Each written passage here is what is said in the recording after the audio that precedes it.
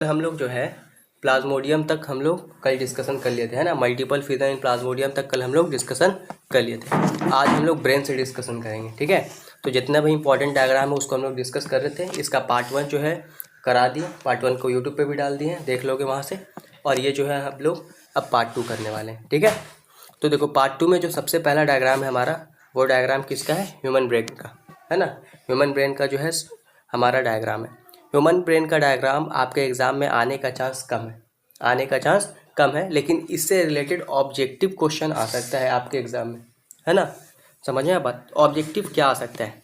तो सबसे पहले याद रखना है कि ब्रेन जो है ना, ये एक वाइटल ऑर्गन होता है। वाइटल ऑर्गन कहने का मतलब एक इंपॉर्टेंट ऑर्गन है ना। और इसका काम क्या होता है? तो ब्रेन का काम है कंट्रोल और कोऑर्डिनेशन करना, ठीक है। ब्रेन का क्या काम है? कंट्रोल और कोऑर्डिनेशन करना, स्पाइनल कॉर्ड ये सब के साथ मिलकर, है ना। और याद रखना यहाँ पे से क्या एक और सवाल आ सकता है तुम्हारा कि brain plus spinal cord, short में लिख रहे हैं एससी, ठीक है। ये दोनों मिलकर तुम्हारा सेंट्रल नर्वस सिस्टम बनाता है। ये एक सवाल तुमसे पूछा जा सकता है, इंपॉर्टेंट सवाल है। ब्रेन प्लस स्पाइनल कॉर्ड मिलकर क्या बनाता है बाबू? सेंट्रल नर्वस सिस्टम बनाता है। क्लियर है बात, है ना। चलिए अब यहाँ पे इसकी पार्ट की बात करते हैं। तो ब्रेन का जो पार्ट है ना, 3 पार्ट में जो है हम लोग ब्रेन को बांटते हैं, है ना। फोर ब्रेन, मिड ब्रेन और हिंड ब्रेन, ठीक है। फोर ब्रेन, ठीक है, उसके बाद मिड ब्रेन और एक हमारा क्या आता है? हिंड ब्रेन आता है। तो ब्रेन को हम लोग कितने पार्ट में बांटा? 3 पार्ट में बांटा। कौन कौन सा हो गया? फोर ब्रेन हो गया, उसके अलावा मिड ब्रेन हो गया और हिंड ब्रेन हो गया। क्लियर है बात? अब हम लोग देखेंगे कि फोर ब्रेन में कौन कौन सा पार्ट आता है, फिर देखेंगे कि मिड ब्रेन में कौन कौन सा पार्ट आता है और हिंड ब्रेन में कौन कौन सा पार्ट आता है। समझिए बात, ये जानना हमारे लिए इम्पॉर्टेंट है ना। ये जानना हमारे लिए क्या है? इम्पॉर्टेंट है। समझिए बात कि किसके अंदर जो है हमारा कौन कौन सा पार्ट आता है, क्योंकि इससे रिलेटेड सवाल आ सकता है, और ख़ास के जो लेवल है उसके बारे में। तो फोर ब्रेन के अंदर क्या क्या आता है हमारा? तो फोर हमारा आता है सेरिब्रम। क्या आता है बाबू? सेरिब्रम आता है, ठीक है। उसके अलावा सेरिब्रम के अलावा एमिगडेला आता है। और क्या आता है? एमिगडेला, जो यहाँ पे मेंशन नहीं है, ठीक है। एमिगडेला आता है, समझ में बात। उसके अलावा तुम्हारा याद रखना एमिगडेला आता है, उसके अलावा हिप्पोकैम्पस आता है ना। तो फोरब्रेन में तुम्हारा क्या क्या आ गया? सेरिब्रम हो गया, एमिगडेला आ गया, हिप्पोकैम्पस आ गया। क्लियर है बात? उसके अलावा तुमको अब हम बात करते हैं दूसरा मिड ब्रेन के ऊपर। तो मिड ब्रेन में हमारे पास क्या क्या आता है? तो टेक्टम आता है, टेक्टम, है ना। नाम पूछ सकता है, इसमें मेंशन नहीं है लेकिन पूछ सकता है। टेक्टम आता है, टेगमेंटम आता है, टेगमेंटम पार्ट है तुम्हारा मिड ब्रेन का, है ना। और उसके बाद substantia nigra, substantia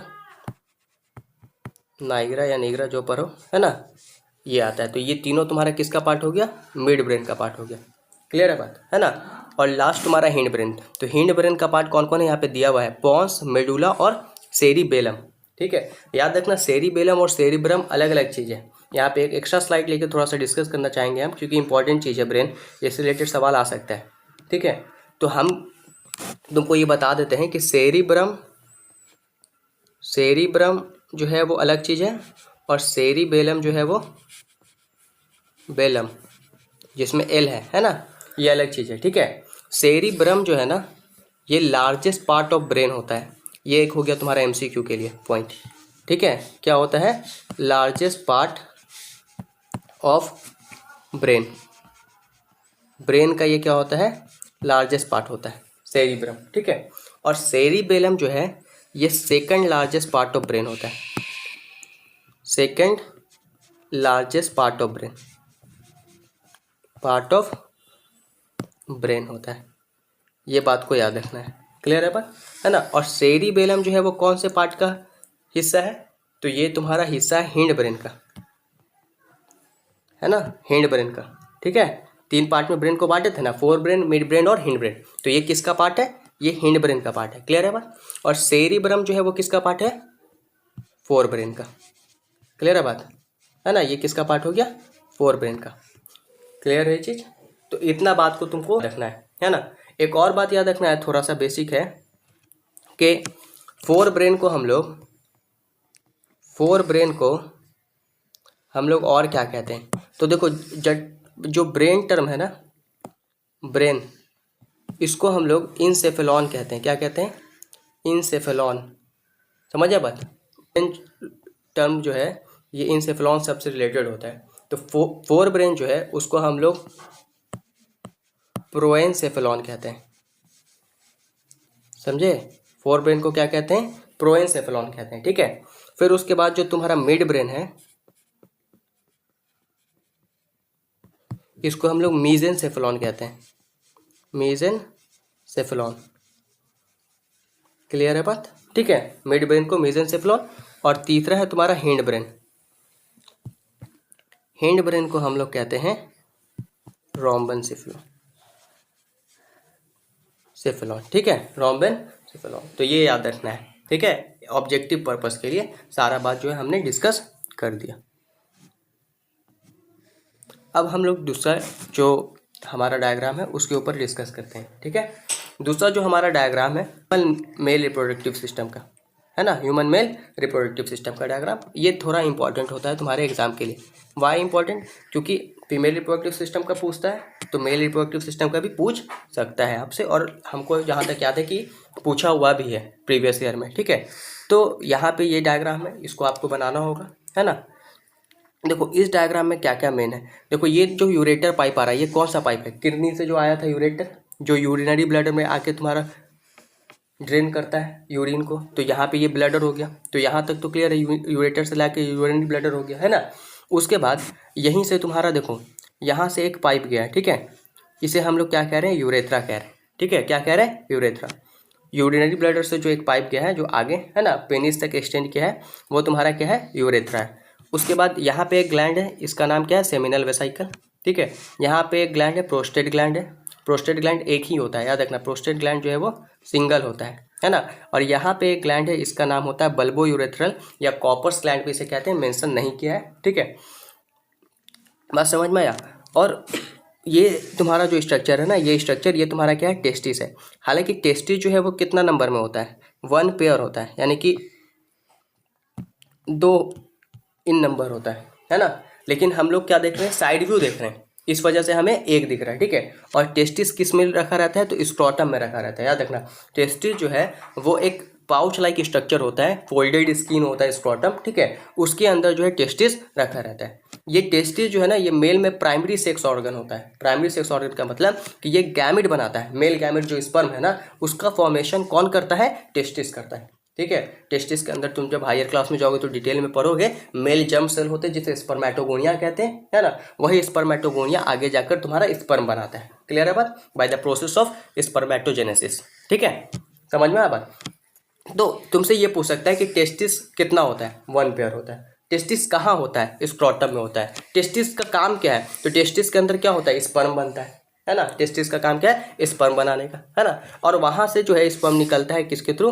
vas deferens के थ्रू, है ना। वास डिफरेंस के थ्रू निकलता है। और ये देखो ये एक कॉमन जगह है जहाँ पे तुम्हारा ये ग्लैंड का सिक्रीशन, जहाँ पे ये ग्लैंड का secretion, seminal vesicles, prostate gland और बल्बोयूरेथ्रल ग्लैंड। ठीक है। इन तीनों ग्लैंड का सिक्रेशन मतलब ये तीनों ग्लैंड जो कुछ निकालता है और ये स्पर्म दोनों मिलता है और दोनों मिलकर इस यूरेथ्रा से क्या करता है? बाहर निकल जाता है ना। समझिए बात? और यूरेथ्रा से जो बाहर निकलता है, जो इजैकुलेट होता है, वो सिर्फ स्पर्म नहीं होता है, उसे हम लोग सीमेन कहते हैं। एक एक्स्ट्रा स्लाइड लेके समझाते हैं। उसे हम लोग क्या कहते हैं बाबू? सीमेन कहते हैं। ठीक है। और सीमेन में क्या क्या होता है? तो सीमेन में स्पर्म तो होता ही है जो टेस्टिस से आ रहा है by the vas deferens epididymis pipe, है ना, उसके द्वारा जो आ रहा है। समझ गया बात? स्पर्म प्लस इसमें और क्या होता है? सेमिनल प्लाज्मा होता है। सेमिनल प्लाज्मा, समझे बात को? इसमें और क्या होता है? सेमिनल प्लाज्मा होता है। सेमिनल प्लाज्मा क्या है? सेमिनल प्लाज्मा जो है ये सिक्रीशन है। किसका सिक्रीशन है ये? तो सेमिनल प्लाज्मा जो है वो जो ग्लैंड्स था ना वहाँ पे, प्रोस्टेट ग्लैंड, बल्बोयूरेथ्रल ग्लैंड, है ना, और सेमिनल वेसिकल, उन सभी ग्लैंड से जो सिक्रीशन निकल रहा है, जो कुछ निकल रहा है, ठीक है, उसी को हमने क्या नाम दिया? सेमिनल प्लाज्मा नाम दिया। ठीक है। और टेस्टिस से क्या आया बाबू? स्पर्म आया। क्लियर है बात? टेस्टिस से स्पर्म आया और स्पर्म और सेमिनल प्लाज्मा दोनों मिलकर क्या बनाया? सीमेन बनाया। ठीक है। दोनों मिलकर क्या बनाया? सीमेन बनाया। और यही सीमेन जो है वो क्या होता है? इजैकुलेट होता है। इजैकुलेट कहने का मतलब बाहर निकलता है। नॉट ओनली स्पर्म, सिर्फ स्पर्म नहीं, है ना। सेमिनल प्लाज्मा और स्पर्म दोनों मिलकर जो है सीमेन बनाता है और यही सीमेन जो है क्या करता है? इजैकुलेट करता है। क्लियर बात? और ड्यूरिंग सिंगल एजुकुलेशन, ठीक है, एक बार जब इजैकुलेशन होता है तुम्हारा तो लगभग 250 से 300 मिलियन स्पर्म निकलता है।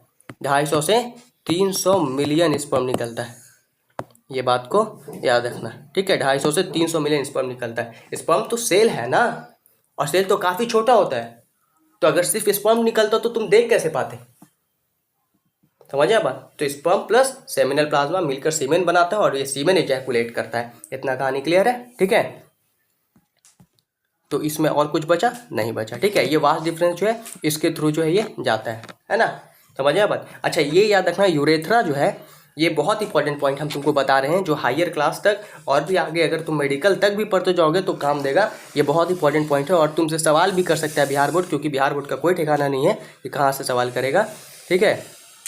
तो ये यूरेथ्रा के बारे में एक बहुत इंपॉर्टेंट पॉइंट याद रखना कि यूरेथ्रा जो है ना, इन मेल की बात करें, मेल में भी होता है फीमेल में भी होता है, दोनों में यूरेथ्रा होता है, ठीक है। लेकिन मेल में जो यूरेथ्रा है ना उसको हम लोग यूरो या कहीं कहीं यूरिनो भी लिखा रहेगा, ठीक है। यूरो या यूरिनो जेनाइटल डक्ट कहते हैं। जेनाइटल डक्ट, डक्ट कहने का मतलब पाइप, ठीक है। Uro is related to urine और genital is related to sperm. मतलब ये जो यूरेथ्रा है ना ये एक ऐसा पाइप है जिससे यूरिन तो पास होता ही है, साथ ही साथ स्पर्म भी पास होता है, सीमेन भी पास होता है ना। तो इसी वजह से इसे क्या कहा जाता है बाबू, यूरोजेनाइटल डक्ट कहा जाता है यूरेथ्रा को मेल में, समझिए बात। यूरेथ्रा को मेल में क्या कहा जाता है, यूरोजेनाइटल डक्ट कहा जाता है, क्लियर है बात, है ना। और इसका लेंथ जो है लगभग 20 सेंटीमीटर के आसपास होता है, समझिए बात। लेंथ इसका लगभग 20 सेंटीमीटर के आसपास होता है, लेकिन वो तुम्हारे लिए उतना ज़्यादा इंपॉर्टेंट नहीं है। अब हम लोग पढ़ते हैं नेक्स्ट डायग्राम। अब देखो नेक्स्ट डायग्राम जो है वो क्या है, sex determination in human being. किस तरीके से हम लोग सेक्स को डिटरमाइन करेंगे ह्यूमन बींग, है ना। तो सबसे पहले बेसिक कॉन्सेप्ट ले लेते हैं कि एक्स रहता है तो वो क्या हो जाते हैं, फीमेल, है ना। और एक्स वाई रहता है तो वो क्या हो जाते हैं, मेल, ठीक है। एक्स रहेगा तो बाबू फीमेल और एक्स वाई रहेंगे तो मेल, ठीक है। ये सेक्स डिटर्मिनेशन का तरीका है। तो देखिए यहाँ पे आप समझिए, यहाँ पे मेल है एक्स वाई के साथ और यहाँ पे फीमेल है एक्स के साथ, क्लियर है बात। मेल से जो है गैमेट आया तो गैमेट जो है वो एक्स वाला भी हो सकता है और वाई क्रोमोसोम के साथ भी हो सकता है ना। समझिए बात को। गैमेट में क्या होता है, गैमेट में 23 नंबर ऑफ क्रोमोसोम होता है, जिसमें 22 जो है ऑटोसोम होगा और एक जो है सेक्स क्रोमोसोम होगा। एक्स और वाई क्या है, एक्स और वाई जो क्रोमोसोम है ना वो सेक्स क्रोमोसोम है, ठीक है। तो एक्स भी आ सकता है और वाई भी आ सकता है मेल की तरफ से, ठीक है। लेकिन फीमेल तो ऑलवेज गिव एक्स, क्योंकि उसके पास एक्स ही क्रोमोसोम है, दोनों सेक्स क्रोमोसोम जो उसका है वो एक्स ही है, तो वो हमेशा एक्स क्रोमोसोम देगी, है ना। तो अगर मान लो कि मेल एक्स क्रोमोसोम देता है और फीमेल तो हमेशा एक्स ही देगी, फीमेल एक्स क्रोमोसोम थी तो एक्स और एक्स वाला जाइगोट बना और एक्स जो है वो उससे जो ऑफस्प्रिंग बनेगा वो क्या बनेगा, फीमेल, है ना। हमने अभी देख लिया एक्स जो है वो क्या होते हैं, फीमेल होते हैं, क्लियर है बात, ठीक है। उसके बाद लेट सपोज अगर मेल जो है वो वाई क्रोमोसोम देता है ना, और इसका तो क्लियर है फंडा की हमेशा एक्स ही देगी, तो एक्स वाई वाला, तो एक्स वाई वाला जो जाइगोट रहेगा वो कैसा ऑफस्प्रिंग बनाएगा, मेल बनाएगा, है ना, क्लियर है ये चीज। तो जो ऑफस्प्रिंग है, जो नया बच्चा है, ठीक है, वो मेल होगा या फीमेल होगा, ठीक है, ये कौन डिसाइड कर रहा है, मेल या फीमेल, मेल, है ना। वो कौन डिसाइड कर रहा है, मेल डिसाइड कर रहा है, क्लियर है ना बात, ठीक है। क्योंकि इसी के पास जो है एक्स और वाई क्रोमोसोम है, क्योंकि female always give x chromosome, ठीक है, याद रखना। और ये जो एक्स और वाई क्रोमोसोम है ना, इस एक्स वाई क्रोमोसोम को क्या कहते हैं हम लोग, सेक्स क्रोमोसोम कहते हैं, याद रखना। इसे क्या कहते हैं, सेक्स क्रोमोसोम कहते हैं। यहाँ पे अगर हम आ गए हैं ना तो हम चाह रहे हैं कि थोड़ा सा बेसिक यहाँ पे बात क्लियर कर दें, क्योंकि ये इंपॉर्टेंट हमको लगता है, इससे सवाल देखो। नॉर्मल डिप्लॉयड सेल में हमारे, नॉर्मल डिप्लॉयड सेल में हमारे क्रोमोसोम का नंबर जो है 46 होता है, क्लियर है बात, है ना। नॉर्मल डिप्लॉयड सेल में हमारे क्रोमोसोम का नंबर कितना होता है, 46 होता है, जिसको हम और क्या लिख सकते हैं, 23 पेयर लिख सकते हैं कि नहीं लिख सकते हैं, है ना। तो एग्जाम में जो है अलग अलग तरीके से लिखेगा तुमको कंफ्यूज करने के लिए, तो कंफ्यूज नहीं होना है। नॉर्मल डिप्लॉयड सेल में हमारे बॉडी के क्रोमोसोम का नंबर 46 होता है या फिर 23 पेयर होता है, ये बात को याद रखना है, क्लियर है इतना चीज़, है ना। और अब पूछोगे कि डिप्लॉयड सेल को पहचानेंगे कैसे, कि कौन सा सेल हमारे बॉडी का डिप्लॉयड है, वो नाम लिख दिया तो किसी सेल का, है ना। तो तुमको हम एकदम ट्रिक बता देते हैं, ट्रिक क्या एकदम कॉमन चीज़ बता देते हैं, ठीक है, एकदम सीधा सीधा हिसाब है। जर्म सेल को छोड़कर, किसको छोड़कर? जर्म सेल को छोड़कर। जर्म सेल मतलब वैसे सेल जो गैमिट बनाएंगे, है ना, या फिर जो गैमिट हैं, ठीक है, उनको छोड़कर जितने भी बॉडी के सेल्स हैं वो सारी डिप्लॉयड सेल हैं।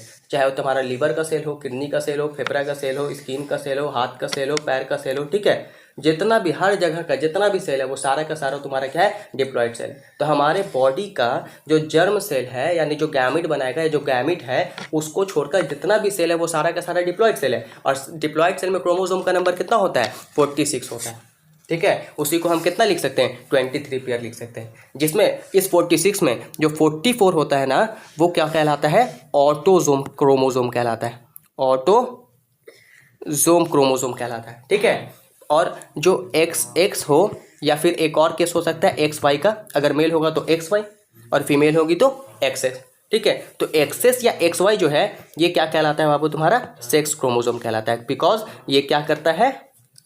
सेक्स को डिटरमाइन करता है ना, इसी वजह से। क्लियर है चीज? लेकिन ये तो कहानी हो गया हमारे डिप्लॉयड सेल का। हैप्लॉयड सेल के बारे में बात करते हैं। बॉडी में जो हैप्लॉयड सेल हैं, हैप्लॉयड सेल, ठीक है, वो कौन है? गैमिट, है ना। गैमिट आर ऑलवेज हैप्लॉयड, बिना कोई एक्सेप्शन के, सीधा हम कहते हैं gamete are always haploid. Gametes जो है वो हमेशा हैप्लॉयड है, ठीक है। अब गैमिट कौन होते हैं? तो गैमिट मेल में कौन होते हैं? मेल में गैमेट हो गया स्पर्म, समझे बात को। मेल में गैमेट कौन हो गया? स्पर्म हो गया, है ना। और फीमेल में गैमेट कौन हो गया बाबू? फीमेल में जो गैमेट है वो हो गया ओवम, जिसको सेकेंडरी oocyte भी लिखा जाता है, ठीक है। तो क्लियर है? तो ओवम और स्पर्म ये क्या है? तुम्हारे हैप्लॉयड है। और हैप्लॉयड को हम लोग किससे लिखते हैं? एन से लिखते हैं, बता चुके हैं पहले, है ना। हैप्लॉयड को एन से लिखते हैं और डिप्लॉयड को हम लोग किससे लिखते हैं? 2N से लिखते हैं। समझ में आ बात? डिप्लॉयड को किससे लिखते हैं? 2N से। तो अगर 2N में क्रोमोसोम का नंबर 46 है तो N में क्रोमोसोम का नंबर कितना हो जाएगा? 23। काट दो, है ना। तो N इक्वल टू कितना हो गया? 23। मतलब ये कि हैप्लॉयड सेल में क्रोमोसोम का नंबर जो है वो कितना होता है? 23 होता है ना। हैप्लॉयड सेल में क्रोमोसोम का नंबर कितना होता है? 23 होता है। क्लियर है बात? और यहाँ से एक और पॉइंट लेते चलो। हैप्लॉयड सेल में क्रोमोसोम का नंबर 23 होता है, इसमें से 23 में से, ठीक है, 22 जो है तुम्हारा वो होता है ऑटोजोम, ठीक है, ऑटोजोम क्रोमोसोम। और एक, चाहे वो X हो चाहे Y हो, ठीक है, वो होता है तुम्हारा सेक्स क्रोमोसोम, ठीक है।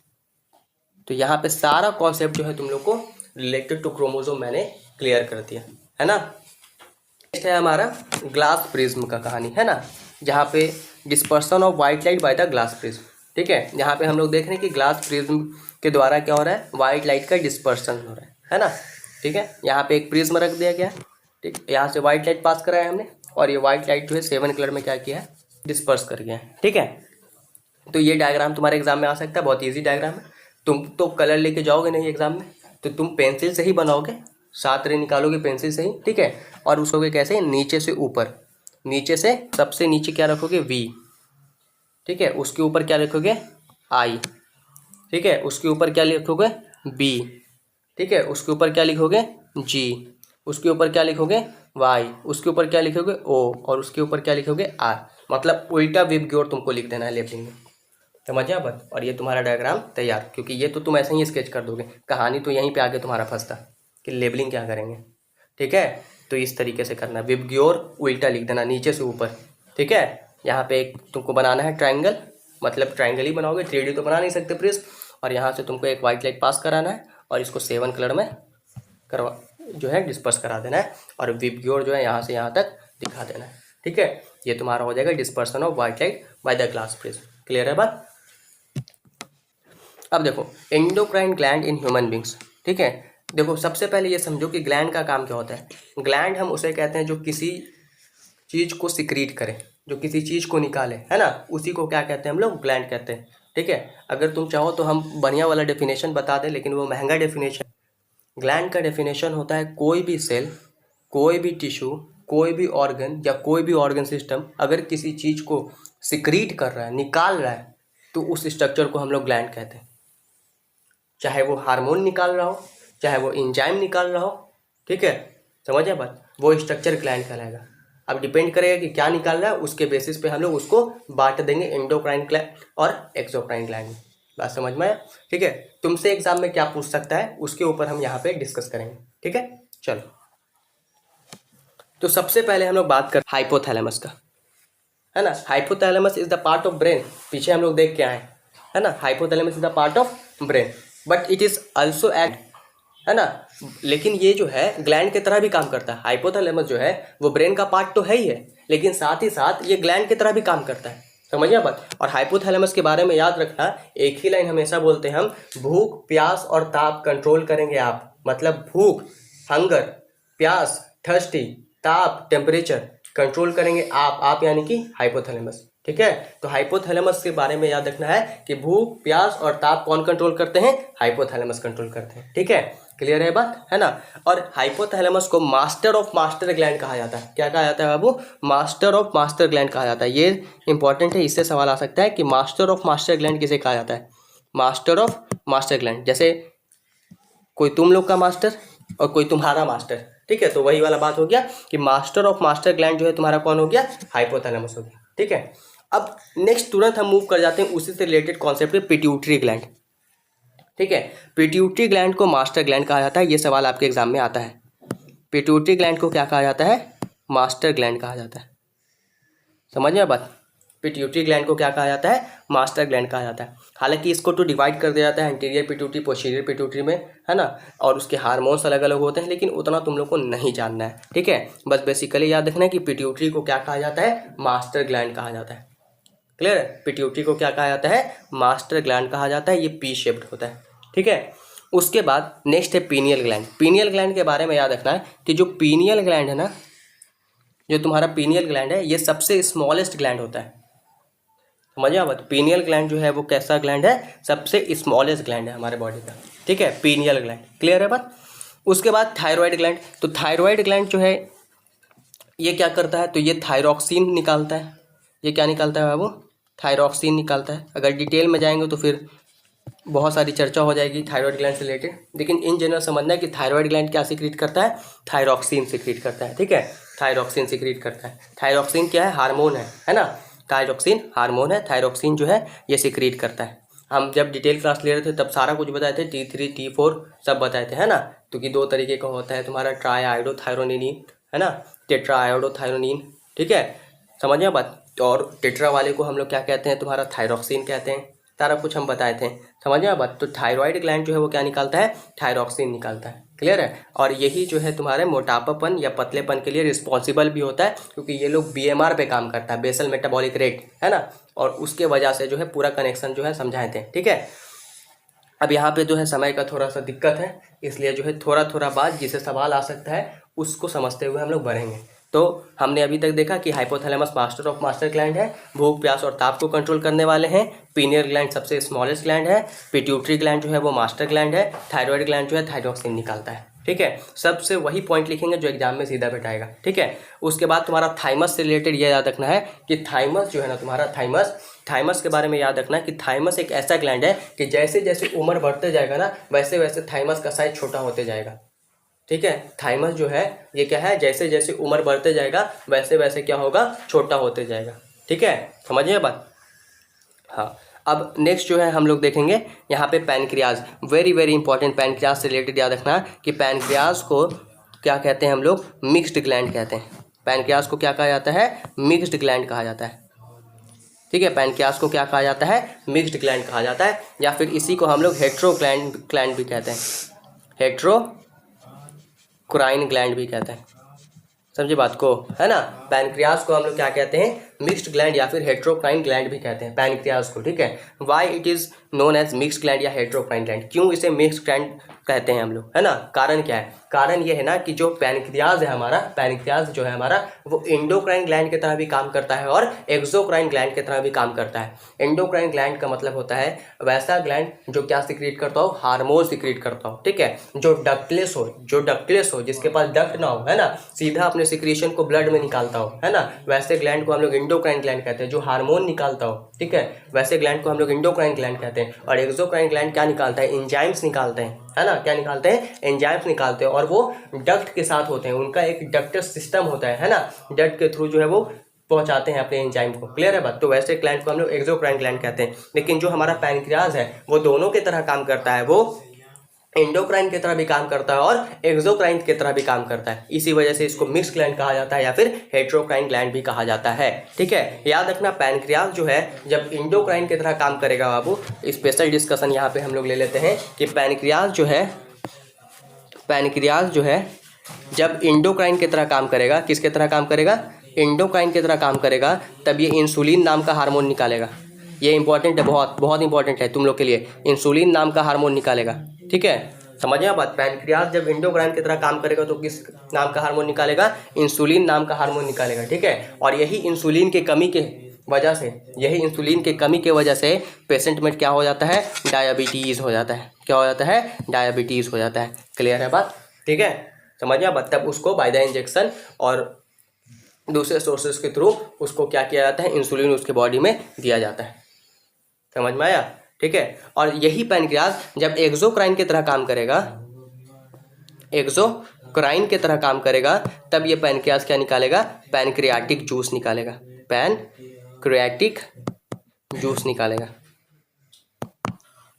समझ में आया बात, पैनक्रियाटिक जूस निकालेगा, जिसमें तुम्हारा कौन कौन सा एंजाइम होता है, ट्रिप्सिन, पेप्सिन, है ना, और एक होता है अमाइलेज। पूरा कहानी क्लियर है, ठीक है।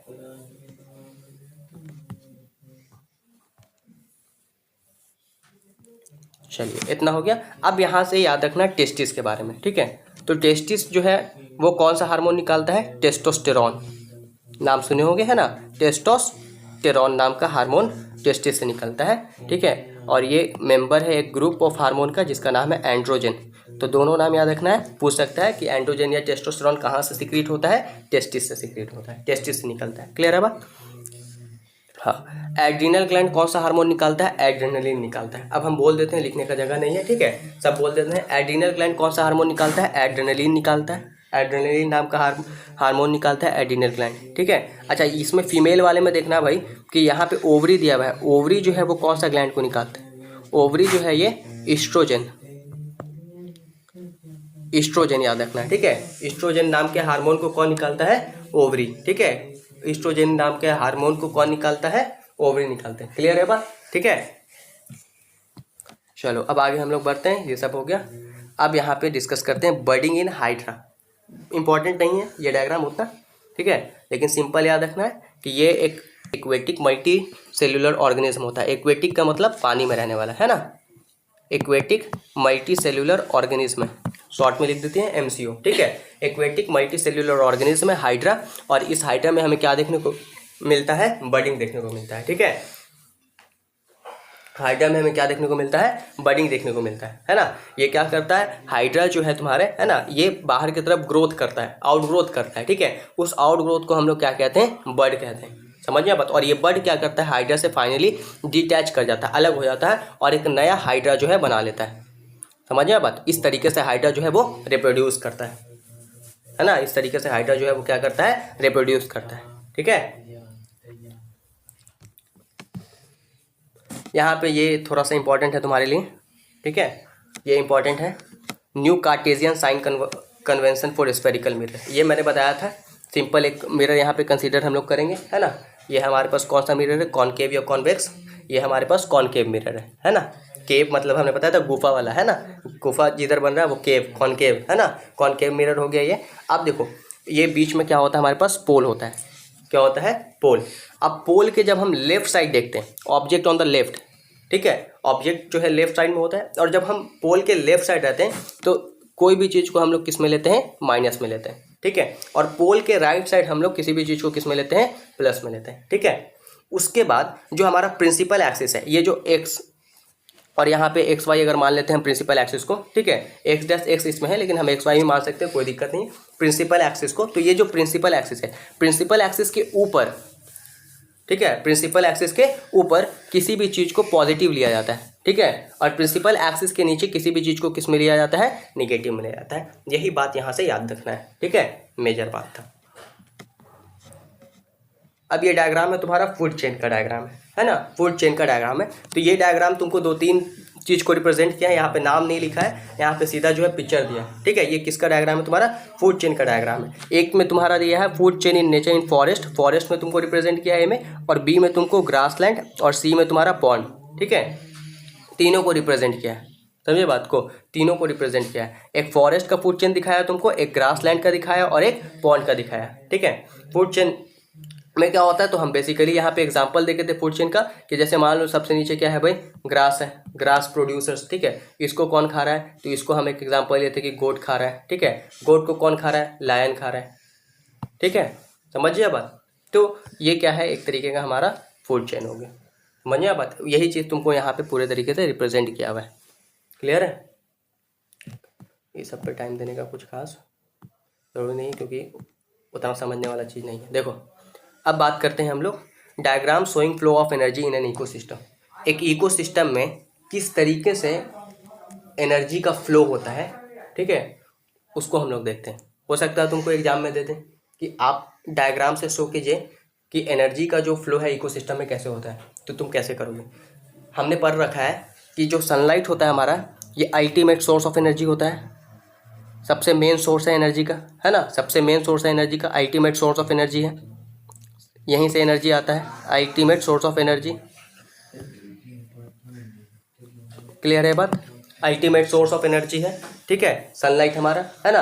अब उसके बाद देखो सनलाइट से एनर्जी किसको मिलता है, प्रोड्यूसर्स को मिलता है, ठीक है। प्रोड्यूसर से एनर्जी कौन लेता है, हार्बीवोरस लेता है, ठीक है। हार्बीवोरस से एनर्जी कौन लेता है, कार्निवोरस लेता है, ठीक है। और कार्निवोरस से तुम्हारा टॉप कार्निवोरस एनर्जी लेता है। इस तरीके से एनर्जी का ट्रांसफर होता है। हमने बताया था कि सनलाइट से जो प्रोड्यूसर तक एनर्जी आता है वो सिर्फ और सिर्फ कितना परसेंट आता है, 1% आता है, ठीक है। बाकी प्रोड्यूसर से हार्बीवोरस, हार्बीवोरस से कार्निवोरस, और कार्निवोरस से टॉप कार्निवोरस, इन सभी जगह जो एनर्जी जो है वो ट्रांसफ़र कितना होता है, 10% होता है। और इसी को एनर्जी 10% लॉ भी कहा जाता है, जो अब तुम्हारा शॉर्ट आंसर के लिए बहुत इंपॉर्टेंट हो जाता है, ठीक है। समझ में आ गया कहानी, क्लियर है। ये एक डायग्राम है तुम्हारा फील्ड लाइंस अराउंड अ बार मैग्नेट। बहुत कम चांस है कि तुमको ड्रॉ करने के लिए दिया जाए, लेकिन इससे एक सवाल आता है कि जो फील्ड लाइंस है अराउंड अ बार मैग्नेट वो किस तरीके से, किस डायरेक्शन में जो है मूव करता है ना। तो याद रखना तुमको क्या है यहाँ पे, कि जब हम बात करें आउटसाइड द मैग्नेट, ठीक है, आउटसाइड द मैग्नेट, तो ये आउटसाइड द मैग्नेट जो है ये कैसे मूव करता है तुम्हारा, ये जो फील्ड लाइंस है तुम्हारा outside the magnet north to south रहता है ना, नॉर्थ टू साउथ पे लिख देते हैं कि outside the magnet, outside the magnet, magnet के आउटसाइड जब हम बात करते हैं, ठीक है, आउटसाइड द मैग्नेट, तो डायरेक्शन क्या होता है हमारा, नॉर्थ टू साउथ होता है, क्लियर है बात। आउटसाइड द मैग्नेट डायरेक्शन हमारा नॉर्थ टू साउथ होता है। बट इनसाइड द मैग्नेट, अगर हम मैग्नेट की अंदर की बात करें, ठीक है, इनसाइड द मैग्नेट, मैग्नेट के अंदर की बात करें, तो इनसाइड द मैग्नेट जो हमारा डायरेक्शन होता है वो साउथ टू नॉर्थ होता है। ये कॉन्सेप्ट यहाँ से लेके जाना है for the purpose of objective, ठीक है, समझिए बात को। अब नेक्स्ट जो है हम लोग देख रहे हैं जर्मिनेशन ऑफ पॉलन और स्टिग्मा। बहुत कम चांस है कि ये डायग्राम आपके एग्जाम में आएगा, ठीक है, लेकिन बेसिकली यहाँ पे कुछ तुम्हारे एनसीईआरटी में दिया हुआ था, तो कुछ चीज़ जो है हम लोग उसको डिस्कस कर लेते हैं। देखो जर्मिनेशन ऑफ पॉलन और स्टिग्मा क्या है, तो देखो ये जो हमारा पार्ट है ना, ये स्टिग्मा कहलाता है, ठीक है, समझ आया बात। बीच वाले पार्ट को हम लोग स्टाइल कहते हैं, स्टाइल, और नीचे तुम्हारा क्या होता है, ओवरी। स्टिग्मा स्टाइल ओवरी मिलकर तुम्हारा पिस्टिल बनाता है, कल वाले क्लास में हम लोग डिस्कस किए थे, ठीक है, जो कि female reproductive parts of flower होता है, फीमेल रिप्रोडक्टिव पार्ट्स होता है फ्लावर का, है ना, समझ गए बात। तो स्टिग्मा स्टाइल ओवरी मिलकर female reproductive parts of flower बनाता है। अब हुआ क्या, जो हमारा एंथर था, एंथर से पॉलन ग्रेन निकलता है, पॉलन ग्रेन आकर स्टिग्मा के ऊपर गिरता है, इस प्रोसेस को हम लोग पॉलिनेशन कहते हैं, ये भी पढ़ चुके हैं। Transfer of pollen grain from anther to stigma is known as pollination, clear है बात। यहाँ आकर गिरता है, ठीक है। उसके बाद क्या होता है, गिरने के बाद क्या होता है, तो देखो गिरने के बाद क्या होता है तुम्हारा, यहाँ पॉलन ग्रेन गिरा। अब बहुत सारे जो है उनके बीच में केमिकल डायलॉग्स होता है, एनसीईआरटी लिखता है हायर क्लास में कि बातचीत होती है ना। अगर तुम्हारा अपने स्पीसीज़ का ये होता है, जब पॉलन ग्रेन अपने स्पीसीज़ का होता है तब उसको क्या करता है, एक्सेप्ट कर लेता है, एक्सेप्ट कर लेता है, तब उसको क्या करता है, पॉलन ट्यूब बनाने देता है ना। यहाँ पे लिखा हुआ देखो पॉलन ट्यूब, पॉलन ट्यूब बनाने देता है, ठीक है। और पॉलन ट्यूब से जो है तुम्हारा मेल गैमेट तुम्हारा ओवरी के अंदर जो है ओव्यूल जो होता है तुम्हारा, ठीक है, और ओव्यूल के अंदर तुमको एम्ब्रियो सैक मिल जाएगा, उस एम्ब्रियो सैक के अंदर तुमको मिलता है, क्लियर है बात। फीमेल गैमेट, वहाँ जाकर मेल गैमेट और फीमेल गैमेट जो है फ्यूज़ करते हैं। उसके अलावा हमने यहाँ पे देखा था कि जब हम इसकी बात करते हैं एंजियोस्पर्म की, तो वहाँ पे डबल फर्टिलाइजेशन हमको देखने को मिलता है, ठीक है। डबल फर्टिलाइजेशन क्यों कहा रहे हैं, क्योंकि हमने देखा था कि 2 मेल गैमेट आता है, एक मेल गैमेट जो है वो जाता है पोलर न्यूक्लियाई के पास, है ना, समझ आए, पोलर न्यूक्लियाई के पास जाता है, और एक जो तुम्हारा मेल गैमेट है वो तुम्हारा जाता है एक सेल के पास, और एक सेल के पास जाकर सिंगैमी करता है, और पोलर न्यूक्लियाई के पास जाकर ट्रिपल फ्यूजन करता है। ट्रिपल फ्यूजन करता है तो इंडोस्पर्म बनता है, और सिंगैमी करता है तो जाइगोट बनता है। ये सारे चीज़ हम लोग देखे थे, और हम लोग एम्ब्रियो सैक का स्ट्रक्चर भी देखा था। एम्ब्रियो सैक का स्ट्रक्चर अभी नहीं, लेकिन क्लास 12th के लिए इंपॉर्टेंट होता है, ठीक है। आगे बढ़ते हैं हम लोग। तुम्हारा ट्रॉफिक लेवल को रिप्रेजेंट किया है, हो सकता है डायग्राम दे देखिए रिप्रेजेंट या शो द ट्रॉफिक लेवल, ठीक है। तो इस तरीके से जो है तुमको शो कर देना है कि सबसे नीचे प्रोड्यूसर्स होता है, उसके बाद प्राइमरी कंज्यूमर, फिर सेकेंडरी कंज्यूमर, फिर टर्शियरी कंज्यूमर होता है, ठीक है। ये वाला बहुत इंपॉर्टेंट चार्ट है ना, ये चार्ट उसी में से निकाल दिया स्लाइड में से ही, ये बहुत इंपॉर्टेंट है केमिस्ट्री पर्पस के लिए। अब डायग्राम ये सब नहीं आएगा, अब इसी तरीके का चीज़ आएगा, चार्ट ये सब भी डिस्कस कर देते हैं, इंपॉर्टेंट चीज़ है ना। तो देखो चार्ट में क्या है, सबसे पहले एल्केन, एन है ना, तो एल्केन है तो कार्बन कार्बन सिंगल बॉन्ड है तो क्या हो गया तुम्हारा, एन हो गया, है ना, समझे बात को। और कार्बन कार्बन डबल बॉन्ड होता है तो उसके लिए क्या यूज़ करते हैं, इन, और कार्बन कार्बन ट्रिपल बॉन्ड होता है उसके लिए क्या यूज़ किया जाता है, आइन, ठीक है। एल्केन का फॉर्मूला याद रखना है, यहाँ से इंपॉर्टेंट है, CnH2n+2 एल्केन का फॉर्मूला। क्यों होता है, क्या होता है, सारा कुछ डिस्कशन कर चुके हैं, ठीक है। एल्कीन का फॉर्मूला CnH2n और एल्काइन का फॉर्मूला CnH2n-2, ठीक है। ये बहुत इंपॉर्टेंट हो जाता है तुम्हारे लिए केमिस्ट्री पर्पस में, है ना, केमिस्ट्री के लिए बहुत इंपॉर्टेंट हो जाता है। तो अगर कार्बन कार्बन सिंगल बॉन्ड है तो एन लगेगा, कार्बन कार्बन डबल बॉन्ड है तो इन, और कार्बन कार्बन ट्रिपल बॉन्ड है तो आइन, क्लियर है। इस तरीके से एल्केन, एल्कीन और एल्काइन होता है। एल्केन का फॉर्मूला CnH2n+2, ठीक है, और एल्कीन का फॉर्मूला CnH2n, और एल्काइन का फॉर्मूला CnH2n-2, है ना। एक में क्या है, -2 है, एन में तुम्हारा +2 है, और आइन में तुम्हारा क्या है, -2 है। उसके बाद ये क्लोरोब्रोमो जो है ये तुमको पहले लगता है जब हम नॉमेनक्लेचर करते हैं तो, ठीक है, समझी बात को। तो इससे रिलेटेड हालांकि तुमसे नहीं पूछेगा, जैसे यहाँ पे देखो Cl लगा हुआ है तुम्हारा क्लोरो, है ना। अब देखो एल्कोहल में तुम्हारा क्या है, OL है ना, एल्कोहल में क्या है तुम्हारा, OL है, समझे बात को। और इसका स्ट्रक्चर कैसा होगा, OH रहेगा, OH जो है तुम्हारा क्या होगा, इसका स्ट्रक्चर रहेगा, एल्कोहल का स्ट्रक्चर रहेगा, ठीक है। और एल्डिहाइड में तुम्हारा क्या लगता है, Al लगता है, ठीक है, एल्डिहाइड में तुम्हारा क्या लगता है, Al लगता है, समझ में आया बात। लास्ट में याद रखना OL Al ये सब किस में लगता है, लास्ट में लगता है, ठीक है, हाँ याद रखना इस चीज़ को। और इसका स्ट्रक्चर देख लो, इसका स्ट्रक्चर में क्या है तुम्हारा, यहाँ पे मिटाना पड़ेगा तब तुमको दिखेगा, C+OH होगा,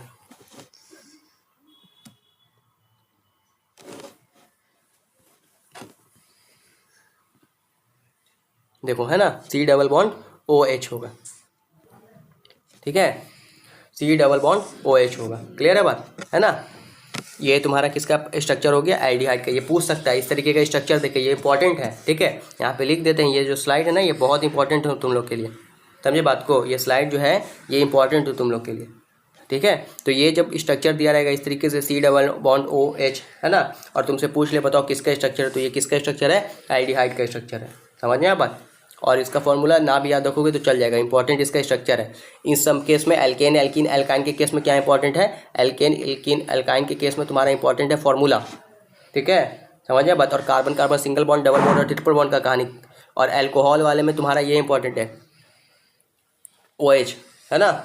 और एल्डिहाइड में तुम्हारा क्या इंपॉर्टेंट है, तो एल्डिहाइड में तुम्हारा ये जो स्ट्रक्चर है C+OH ये इंपॉर्टेंट है। कीटोन में भी तुम्हारा ये तो ओन लगता ही है, उसके बाद C+O, देखो यहाँ पे H नहीं है, एल्डिहाइड और कीटोन में यही डिफरेंस हो गया, इसमें H भी है, हाइड्रोजन भी है ना, लेकिन इसमें H, इसमें हाइड्रोजन नहीं है, ठीक है। और कार्बोक्सिलिक एसिड में क्या है, ओइक एसिड, ओइक एसिड में देखो C+O और OH, C+O और OH, तीनों का स्ट्रक्चर जो है इंपॉर्टेंट है तुम्हारे लिए, ठीक है, तीनों का स्ट्रक्चर इंपॉर्टेंट है। तो कार्बोक्सिलिक एसिड में ओइक एसिड रहेगा तुम्हारा, समझ में आया बात। लास्ट में क्या लगेगा, ओइक एसिड लगेगा, कीटोन में ओन लगेगा, और एल्डिहाइड में तुम्हारा एल लगेगा, एल्कोहल में तुम्हारा लास्ट में क्या लगेगा, OL लगेगा, कैसे पहचानेंगे अल्कोहल है, OH रहेगा रिप्रेजेंटेशन के लिए, है ना, समझ में बात। और बाकी ये तीनों स्ट्रक्चर तुम्हारा रहेगा किसके लिए, एल्डिहाइड के लिए ये रहेगा C double bond OH, ketone के लिए C डबल बॉन्ड O, और कार्बोक्सिलिक एसिड के लिए C डबल बॉन्ड O और OH, ठीक है। बाकी ऊपर वाले से ये फॉर्मूला याद रखना है, क्लियर है, ठीक है। यहाँ पे ये इंग्लिश में नहीं हम कर पाए हैं, इसका जो इंग्लिश वाला स्लाइड है ना ये हम नहीं ऐड कर पाए हैं, लेकिन यहाँ पे देख लेना है तुम लोग को थोड़ा सा इंग्लिश में, हिंदी में ही, है ना। तो देखो ये विद्युत सेल है, समझे बात, ये सेल है तुम्हारा, सेल का सिंबल है ये, समझे बात को। और ये जब कई सारा सेल आपस में जुड़ जाता है तो वही तुम्हारा क्या बना लेता है, बैटरी बना लेता है, ठीक है ना। ये तुम्हारा जो स्विच है ये क्या है, ओपन स्विच है, खुली स्विच, ठीक है, ओपन स्विच है। और ये तुम्हारा जो है ये बंद स्विच है, ठीक है। और ये तुम्हारा तार संधि है, ठीक है। अब देखो तुम्हारा यहाँ बिना संधि के तार क्रॉसिंग, यहाँ पे जो है बिना संधि के तार जो है क्रॉसिंग है, ठीक है, इस तरीके से। और ये तुम्हारा विद्युत बल्ब का रिप्रेजेंटेशन है, या तो ऐसे बल्ब बना रहेगा या इस तरीके से ऐसे दे देगा, बोलेगा ये किसका रिप्रेजेंटेशन है, पहचानिए, ठीक है। तो ये तुम्हारा बल्ब हो गया, है ना, समझ में बात। ये तुम्हारा प्रतिरोधक हो गया, प्रतिरोधक को क्या कहते हैं हम लोग, रेसिस्टर कहते हैं, ठीक है, क्या कहते हैं, रेसिस्टर, तो उसका हो गया तुम्हारा। फिर यहाँ पे तुम्हारा दिया हुआ है परिवर्ती प्रतिरोधक अथवा धारा नियंत्रक, है ना। तो ये तुम्हारा पहला वाला जो है तुम्हारा परिवर्ती प्रतिरोधक का हो गया, और या फिर ये तुम्हारा हो गया धारा नियंत्रक का, है ना। और ये तुम्हारा किसका हो गया, एमीटर का हो गया, ठीक है। एमीटर और वोल्ट मीटर में क्या डिफरेंस रहेगा, एमीटर में अंतर में A लिखा रहेगा और वोल्ट मीटर में क्या लिखा रहेगा, V लिखा रहेगा, समझ में बात, है ना। एमीटर में क्या लिखा रहेगा, A लिखा रहेगा, ठीक है, इस तरीके से बना रहेगा, और अंदर में क्या लिखा रहेगा, A, तो ये एमीटर का पहचान है ना, सिंबल। और वोल्ट मीटर में क्या रहेगा, यही चीज़ बना रहेगा, और V लिखा रहेगा, प्लस माइनस और दोनों तरफ रहेगा, ठीक है, प्लस और माइनस, क्लियर है बात, ठीक है। तो सब पहचान लोगे, फंसोगे कहाँ, फंसोगे बाबू, हम बता रहे हैं तुम खुली स्विच और बंद स्विच में फंसोगे, ठीक है। उसके बाद तुम फंसोगे बल्ब में, अगर थोड़ा चांस बना तो प्रतिरोधक, और उसके बाद जो है तुम्हारा यही चार को जो है इंपॉर्टेंट है, ठीक है, यही चार इंपॉर्टेंट है, क्योंकि एमीटर वोल्ट मीटर लड़कन पहचान लेता है, अंदर में क्या देता है, पहले लेटर लिख देता है ना। अब यहाँ पे से कुछ बेसिक और क्वेश्चन आ जाता है, नेचुरल सोर्स एसिड, ठीक है। फिर हम लोग देखते हैं कुछ और नेचुरल सोर्स और एसिड। तो देखो विनेगर जो है ना, विनेगर से हमें एसिटिक एसिड प्राप्त होता है, तो हम लोग विनेगर को एसिटिक एसिड कहते भी हैं, विनेगर को हम लोग एसिटिक एसिड कहते भी हैं। ऑरेंज से हमें क्या मिलता है, सिट्रिक एसिड। टेमाराइंड से हमें टार्टेरिक एसिड मिलता है, और टमाटो से हमें ऑक्सैलिक एसिड मिलता है। इस तरीके का सवाल बिहार बोर्ड पूछता है, इसलिए इस तरीके का चार्ट को मैंने ऐड किया है, ठीक है, NCERT से उठा के, समझिए बात। फिर यहाँ पे कर्ड है, दही में हमारे पास लैक्टिक एसिड होता है, समझिए बात। उसके बाद लेमन है, लेमन में भी हमारा सिट्रिक एसिड। देखो याद रखना, ऑरेंज और लेमन दोनों में हमारे पास क्या है, सिट्रिक एसिड है, ठीक है, याद रखना है, ऑरेंज और लेमन दोनों में हमारे पास क्या है, सिट्रिक एसिड है। देखो यही तुम लोग को कंफ्यूज किया था ना, एंट स्टिंग और नेटल स्टिंग, ठीक है, एंट स्टिंग और नेटल स्टिंग। एंट स्टिंग में देखो ये क्वेश्चन आया अभी था NCERT से सीधा, 2025 वाला जो तुम लोग पेपर बना रहे थे उसमें, एंट स्टिंग में कौन सा एसिड होता है, और फॉर्मिक एसिड ना लिख के क्या लिखा था, यही मेथनोइक एसिड लिख दिया था, ठीक है। तो एंट स्टिंग में हमारे पास क्या होता है, मेथनोइक एसिड। और हालांकि इसी मेथनोइक एसिड को हम लोग क्या कहते हैं, फॉर्मिक एसिड भी कहते हैं, समझे बात को। Formic acid is also known as methanoic acid, clear है बात। अब ये तुम्हारा रिएक्टिविटी सीरीज है, ठीक है, जो शुरू में हमने डील किया था, रिएक्टिविटी सीरीज, जहाँ पे हम लोग देखे थे कि जैसे जैसे नीचे आते हैं हम लोग तो लीस्ट रिएक्टिव होते रहता है एलिमेंट, है ना, एलिमेंट जो है लीस्ट रिएक्टिव होते जाता है, और ऊपर की तरफ मोस्ट रिएक्टिव। इसमें तो हम कुछ नहीं कर सकते हैं, उस वक्त में हमने तुमको ट्रिक बताया था, है ना, उस ट्रिक के पैटर्न पे या डायरेक्ट तुम चाहो तो इसको याद करना पड़ेगा तुमको, ठीक है, रिएक्टिविटी सीरीज को, कि कौन ज़्यादा रिएक्टिव है, कौन लीस्ट रिएक्टिव है। बिहार बोर्ड के लिए कुछ खास ज़्यादा इंपॉर्टेंट ये नहीं है, लेकिन याद कर लोगे तो बढ़िया रहेगा। अब यहाँ पे तुम्हारा कुछ है, क्या है यहाँ पे तुम्हारा, कार्बन के कुछ यौगिकों के गलनांक एवं क्वथनांक, ठीक है, मेल्टिंग पॉइंट और बॉइलिंग पॉइंट की बात कर रहा है, ठीक है, समझिए बात। तो देखो यहाँ पे तुम्हारा एसिटिक एसिड है, ठीक है, इसका गलनांक तुम्हारा 290 दिया हुआ है ना, और क्वथनांक कितना दिया हुआ है, 391 दिया हुआ है, समझिए बात। क्लोरोफॉर्म है, क्लोरोफॉर्म का फॉर्मूला भी यहाँ से याद रखना। देखो एसिटिक एसिड का फॉर्मूला CH3COOH, ये सब याद रखना है, ठीक है, सब इंपॉर्टेंट है। क्लोरोफॉर्म का फॉर्मूला CHCl3 है, ठीक है। एथेनॉल का फॉर्मूला CH3CH2OH, OH लगा बना, एथेनॉल अल्कोहल है, पहचान हो गया। मीथेन का CH4, तो ये तो मीथेन का याद है। सबका तुम्हारा यहाँ पे गलनांक दिया हुआ 209, 156, 90, ठीक है। और यहाँ पे तुम्हारा क्वथनांक दिया हुआ 334, 351 और 111, और ये है तुम्हारा कुछ नोबल गैसेस का यहाँ पे नाम दिया हुआ है, कुछ मेटल्स के नाम दिए हुए हैं यहाँ पे तुम्हारे, कुछ नोबल गैस हो गए, कुछ मेटल्स हो गए और कुछ नॉन मेटल्स हो गए। क्लियर है बात। नोबल गैस में हमारे पास हीलियम है, नियॉन है और आर्गन है। सबका तुम्हारा एटॉमिक नंबर दिया हुआ है 2, 10 और 18, और सबका तुमको क्या दिखाया है, सबको तुमका इलेक्ट्रॉनिक कॉन्फ़िगरेशन वहाँ पे किया हुआ है ना। इलेक्ट्रॉनिक कॉन्फ़िगरेशन जो शुरू में सिखाए थे, है ना, 2, 8, 8, 18, ठीक है, उस तरीके से करना। 2, 8, 8, 18 तक याद करोगे ना, बहुत है आराम से, क्योंकि तुम्हारे लिए BC एलिमेंट पढ़ना है, तो उससे ज़्यादा तो जाएगा नहीं, है ना। 2, 8, 8, 18, ठीक है। मेटल्स में याद रखना sodium, magnesium, aluminium, potassium, calcium, इस सब का जो एटॉमिक नंबर है याद रख लेना, ठीक है। और नॉन मेटल्स में nitrogen, oxygen, fluorine, phosphorus, sulphur, chlorine. याद रखोगे कि नॉन मेटल ज़्यादातर क्या होते हैं, गैस होते हैं, ठीक है। ज़्यादातर नॉन मेटल तुम्हारे गैस होते हैं, पहचानने का तरीका है ये सब, है ना। और सबका जो है एटॉमिक नंबर याद रखोगे, और उस एटॉमिक नंबर याद रहेगा तो ये तो अपने आप हो जाएगा। हमने बता रखा है कि पहले में 2 को भेजेंगे, 2 इलेक्ट्रॉन को, ठीक है। दूसरे में हम 8 तक भेजते हैं, ठीक है। तीसरे में हम लोग कहाँ तक भेजते हैं, 8 तक, और चौथे में हम लोग 18 तक, ठीक है। इस तरीके से जो है हम लोग इलेक्ट्रॉन शेयर करते हैं, ठीक है, इलेक्ट्रॉनिक कॉन्फ़िगरेशन में। चलो, तो सेशन खत्म हो गया।